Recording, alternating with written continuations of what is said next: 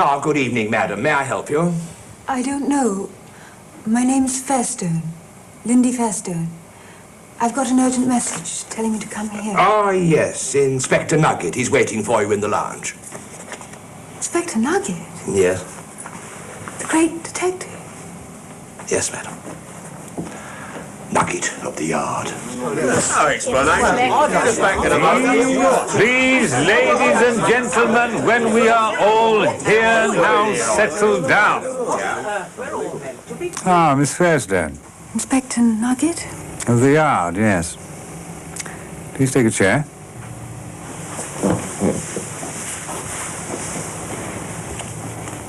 What's all this about? That's exactly what we want to find out. Huh? Why are you all here? To assist me in investigating a mystery. A body has been pulled out of a lake. A body? A perplexing affair. There were no signs of violence. The victim had no reason to take his own life. Yet no weapon has been found which might suggest... Murder? Foul play. Who was it? I mean... Do we know him? There's somebody important. Yes. As a member of that public whom you all serve. What have we got to do here? I don't understand.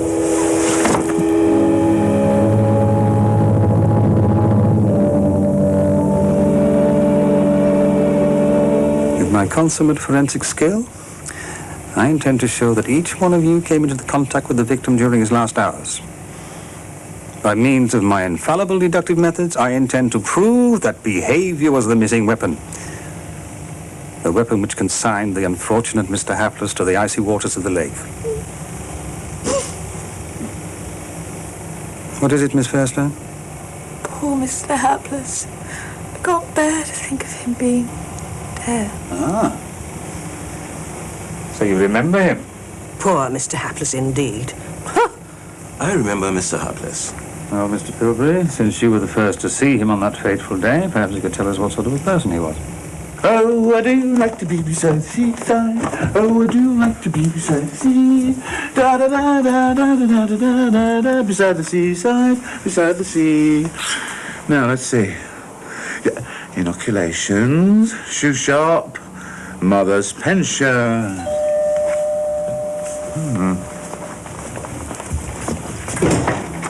Yes, Mr. Hapless. Yes, telephone engineer.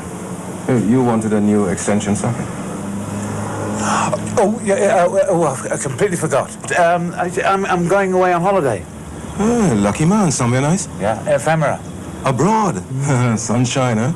Yes. So, do you think you could come back another time? Look, it'll only take me a minute, man. Promise I shan't get in your way. All right, then. Yes, come in. Thank you very much. It's up in my mother's bedroom, first on the left. I've got some coffee on the go. Would you like a cup? Yeah, thanks, man. Yes. Coffee. He was a nice bloke, as I remember. I see. An ordinary, pleasant, unassuming member of the public. Well, thank you, Mr. Pilbury. I don't think I need to detain you any longer. Thanks. There must be some sort of mistake. Sister? The Hapless I knew was difficult and truculent. The sort of patient I can well do without. Difficult in what way? Well, he'd come in for an inoculation against ephemerenza. And I can tell you, I didn't much like his attitude from the start. Next!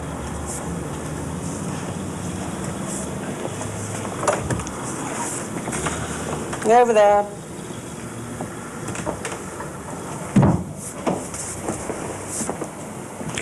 Ephemerenza, right? Yes. Roll your sleeve up.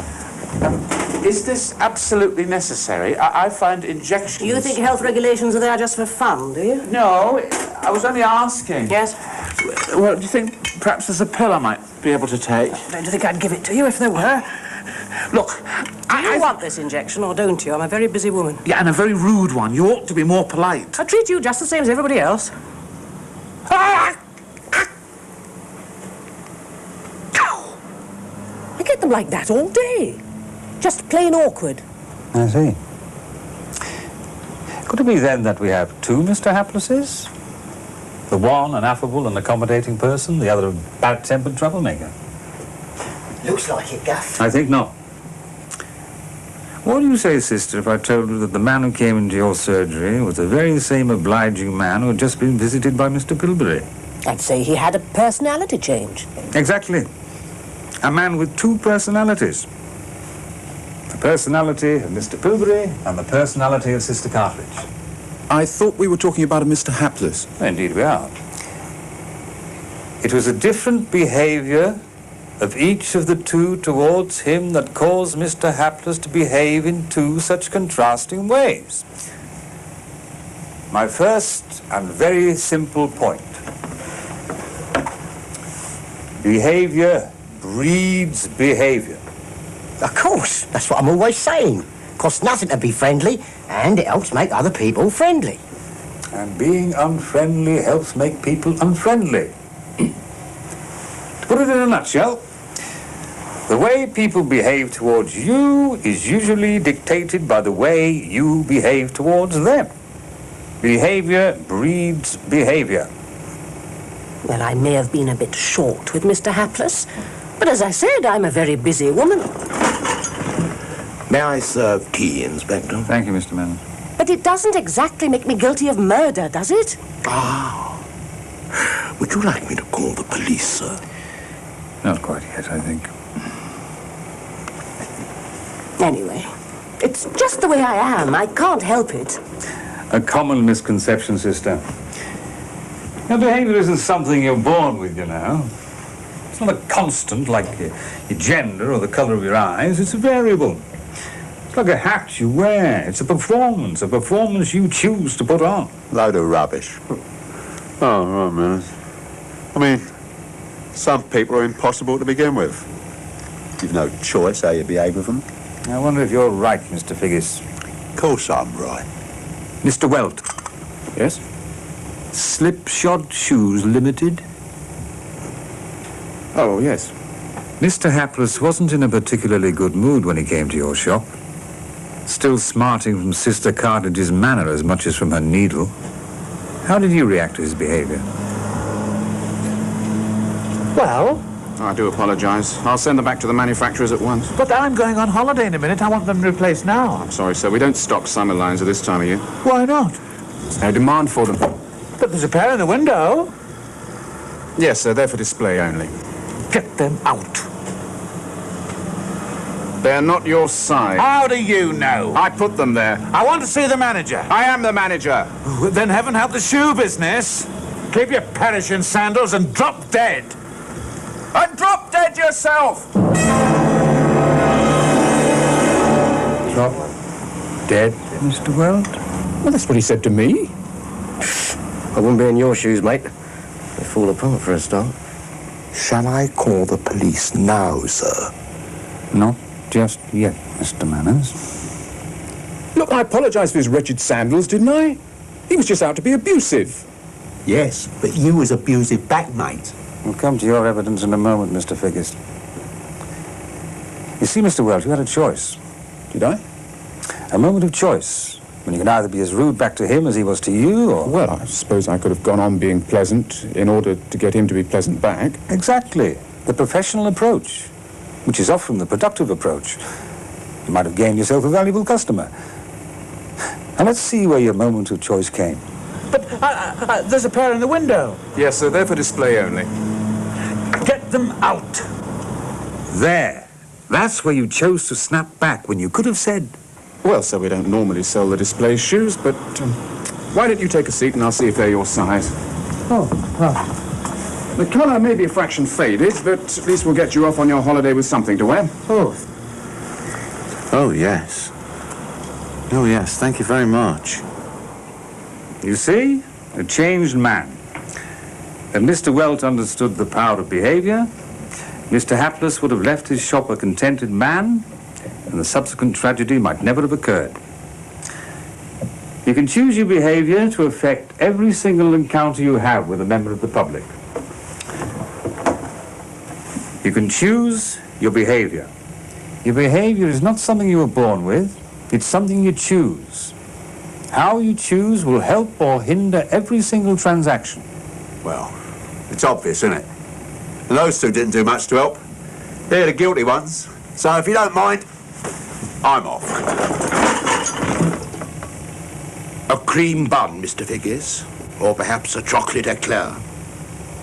Could it be that Mr. Figgis's accusation springs from a desire to conceal some guilty secret of his own?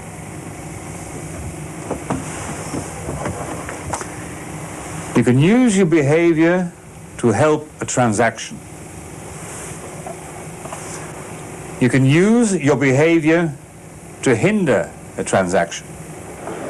It was to Mr. Figgis's counter at the post office that Mr. Hapless came shortly after his encounter with Mr. Welt. So why don't we take his place and see for ourselves exactly what sort of behaviour Figgis chose to offer him. Excuse me.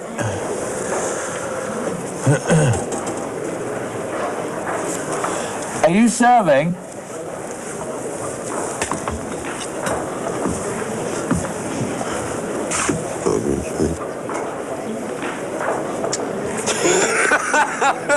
So I said, if you think that's what we're made of, think again, John. Well, you got to let them know who's boss, haven't you?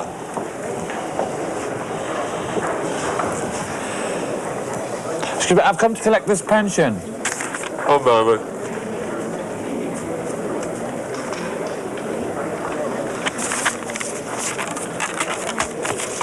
Can I help you?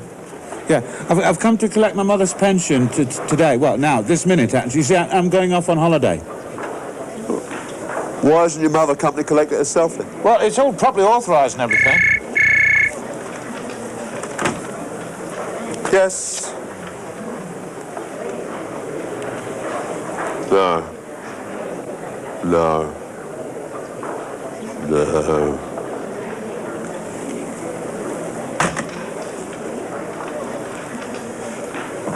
Now, can I help you? I've come to collect this pension. Pensions, second window down. What? Next counter. Call yourself a public service, you're a public disgrace. I mean, I wouldn't buy a penny stamp at this post office if it was the last one on earth. There's a queue here.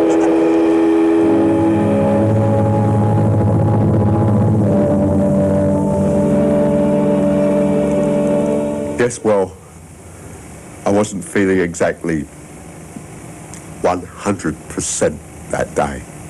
The professional's behaviour, Mr. Figgis, is a cloak for all his personal problems, prejudices and feelings.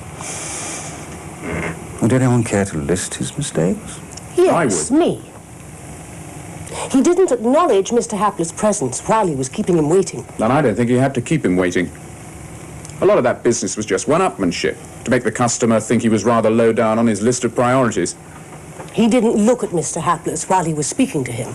Are you serving? I think you should have addressed him by name. He could have done. Because the pension book was on the counter. When he said, Can I help you? it looked as if he meant, can I hinder you? He was so busy doing something else. He looked bored and unreceptive when he was listening. If you can call it listening. It was all right when he answered the phone call, but afterwards he asked the question, Can I help you? for a second time. And what about... Next counter. Is it possible that the charges you make against Mr. Figgis are motivated by a desire to reduce your own responsibility in this lamentable affair? No, of course not. Of course not. Absolutely not. Good. Then you have learned that when used carelessly, behaviour can be a very dangerous weapon. It can hurt, enrage, wound, perhaps even... No. But how else can behaviour be used? Knowing what you know now, sister, would you still mete out the same treatment to poor Mr. Hapless which you used on that fateful occasion? Well, I suppose not. I might be a little more patient. A little more understanding, perhaps. Gentler. More professional. Patient, understanding, professional. They're usually part and parcel of the same thing. You can use your behavior to help a transaction. Here we have an ordinary fellow, a bit nervous perhaps. And how is he greeted? Next!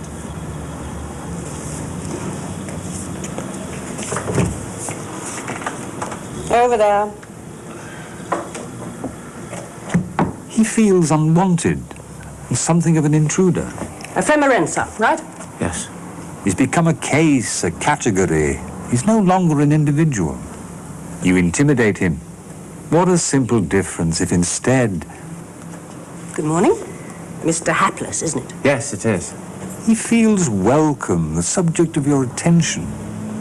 Do you think this is absolutely necessary? I find injections very... Don't worry, Mr. Hapless. A lot of people hate injections. I'll tell you what, you count to 10, and I'll be finished before you get there. You see, a simple technique. A smile, the mention of his name, a touch on the arm, and... And he's a different human being. Exactly. Well, sister, as you're a busy woman, which behavior on your part would you choose to give you a quicker and easier time? Well, that's obvious. And you have that choice. Look, nice tea party and all that, but I'm a busy man, so if you don't mind. Patience, Mr. Tanner. The pieces of the jigsaw are falling into place. Let's see where you fit in. Me? I don't fit in anywhere. Everything you're saying about being cheery with people, well, that's second nature to me.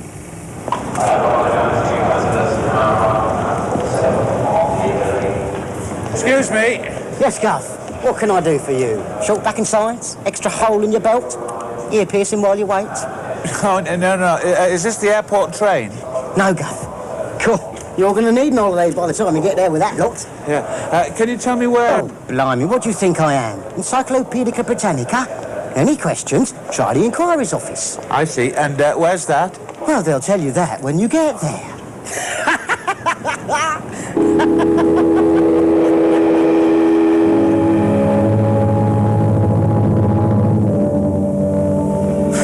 Oh, come on. You've got to have a laugh. Not at the expense of other people, Mr. Tanner. Did Mr. Hapless enjoy your jokes? Well, Shall I call the police now, sir? Damn it, Manners, I am the police! Yes, I know, but... So who? Was Mr. Hapless, like Caesar, the victim of a multitude of wounds? Or is there a Brutus in our midst? One who dealt the most unkindest cut of all, the coup de grace!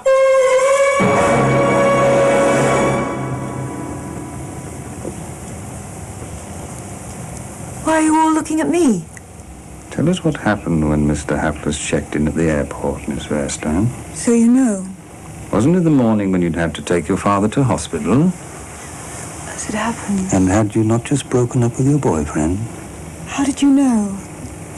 All you needed that day was a tricky passenger. Particularly as he arrived at the check-in desk just as you were taking a call to say that a car had run over your cat. Oh, no. I won't keep you a moment, sir. Thank you for letting me know. Goodbye. Good afternoon, sir. Could I please have your ticket? If you'd like to put your cases on the scale. Ah, Mr. Hapless. I'm afraid I have some disappointing news for you. Oh, no. What? I'm afraid your flight has been cancelled. What? Yes. The plane coming from Ephemera has been delayed, so all the passengers on 201 are going to be transferred to 203 first thing in the morning. This is outrageous! It will be very upsetting for you. I shall phone the managing director. Well, if you'd like to see our passenger liaison officer, she's waiting in the ambassador's lounge to help anyone with a particular problem. Oh, well. Do you live near the airport? Well, no, I don't. in that case, we can provide free transport to and from your home. I'm not going back home again. I see. You prefer to stay nearer the airport. Yes, that's right. Of course. Well, we can provide accommodation at the airport hotel. Or, if you prefer somewhere cozier. Yes, thanks. You can't blame me for the flight being cancelled. I'm blaming you for nothing. Then what am I guilty of? You're guilty of nothing. In spite of your personal problems, in spite of a slightly awkward passenger, and in the face of a very tricky situation, you remembered that you can use your behavior to help a transaction in two ways, verbally and visually. Verbally. Acknowledge people as soon as possible. I won't keep you a moment, sir. Apologize for any delay. Sorry about the delay. Use people's names wherever you can. Mr. Hapless. Confirm that you're listening. Don't just stand there. Say something. It must be terribly upsetting for you, sir. Check you've understood and agree the next step. And give people a choice where you can. Well, then, we can provide accommodation for you at our airport hotel. Or, if you prefer somewhere cozier. And visually, be friendly and welcoming. Good afternoon, sir. Can I please have your ticket? Look at people and be attentive. Nod. Where appropriate, take written notes. Lean forward. Use open gestures, not closed ones. Well, if you prefer to see our passenger liaison officer, she's waiting in the ambassador lounge. What? Look, what he means is, as a customer, would you prefer to be greeted like this? Or like this? Now, you're learning, Mr. Tanner. Well, my compliments on a faultless performance, Miss Fairstone. Well, if she didn't do it, who did? But exactly. It's unfortunate, but nobody's fault that the car which Miss Fairstone provided to take Mr. Hapless to the hotel broke down some half-mile from its destination. And Mr. Hapless, who had been goaded, frustrated and enraged for the greater part of the day, arrived sweating and fuming at the charming country hotel where he'd been booked in at the airline's expense. The open arms. A masterly piece of deduction, which leads me to the conclusion that there is one person in this room who holds the final piece to our jigsaw. One person who is in possession of the final clue. Where are you going, Mr. Manners? And to what do we owe this visit, Mr. Hapless? Business or pleasure? Business, as in mind your own. No, I do beg your pardon, sir. And I'd like to point out that while you are a guest in our hotel, it will be our pleasure. Look, just a minute. I have had enough of this flannel to last me a lifetime. I have had chin music up to here. I mean, I am sick of no Mr. Hapless, yes, Mr. Hapless, 3 bags full, Mr. Hapless. I mean, I've got the message, you know. I know what's being said to me. I understand these things, you know. I mean, listen, why don't you people just say what you mean? Why don't you say go and jump in the lake? Is that what you mean, is it? Go on, say it, say it! Why don't you go and jump in the lake, Mr. Hapless?